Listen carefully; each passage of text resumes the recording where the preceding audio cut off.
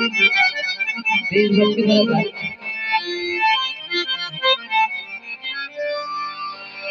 Hello, आत्ता झालेल्या कवालीला उत्तमरावजी पाहुणे यांच्याकडून 500 रुपये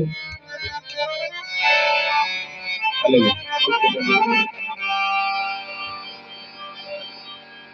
चाहे पूजा करो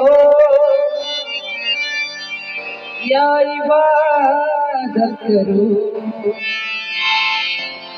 चाहे पूजा करो या इबादत करो, सर झुकाने की सबकी अदायत है।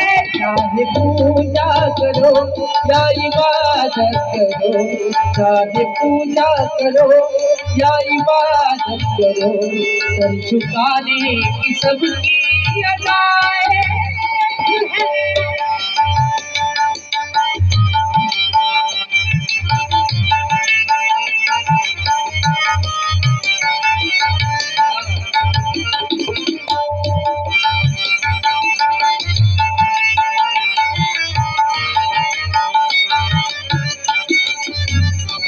चाहे पूजा करो या इबादत करो, चाहे पूजा करो या इबादत करो, सर झुकाने की सबकी अदायत है।